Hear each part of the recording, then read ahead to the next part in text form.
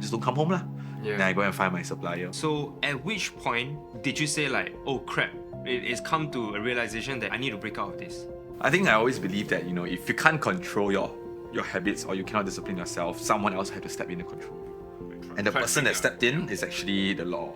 I went into DRC for 6 months, and the government has changed its approach towards drugs, is that they no longer treat drug abusers as criminals. So going into rehab was, you know, everyone was very forgiving. Everyone just said, hey, you made a mistake, you know, just don't do it again, and etc. So all very supportive. There's not much withdrawal symptoms, but which makes it even easier to get back into.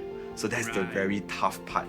And that's exactly what happened when I came out after 6 months. Entered the door, then the table over there was all the utensils. And you know, they went and then take a puff in front of me. Oh, I'm like, the brain remembers, like, it's an intense trigger. That's where I slipped and relapsed the first time. And when I went home, I bought dinner for my mom, and then we were playing ML together. We had a really good game. It felt like everything was in flow. I even have the Instagram story that I posted of the game, and then halfway through, CMB was at my door. They told me I needed to go back to take my urine, and they told me to tell my mom. I told her CMB need to bring me back. Said, oh, okay, I'll wait for you to come back. Wow, but the officer told me, are you sure your urine is clean? You want to tell her the truth, otherwise don't make her wait for nothing. Yeah, and then I just like, wow, I just had to kneel down in front of her and then just said, sorry. Like, you know, 1,001 emotions charged into that one word. Why?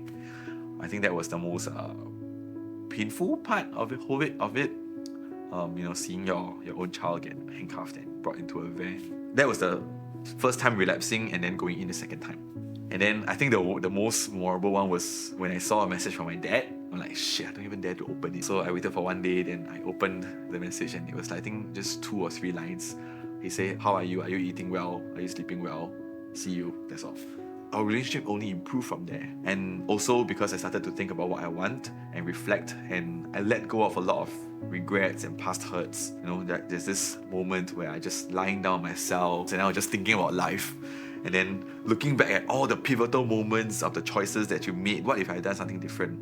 And that was the start of my change journey, I guess. Okay, so after you came out from rehab the second time, would you say this is like the new beginning? What was the support like from friends and family then after?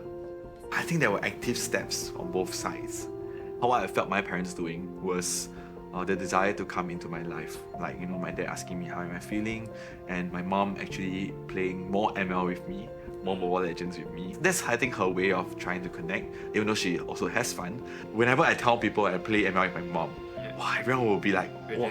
I'm jealous. I want to play ML with my mom. It's such a flex. It is. Yeah. When I see her taking the effort to kind of like connect with me on what I like, I also try and take the effort to connect with her on what she likes. Sometimes I accompany her to watch K-dramas or even C-dramas, you know. And I think now I see my dad as a mentor as well, because all the things that he always, you know, the 3-hour lectures, now I can see it being applied at the real workplace.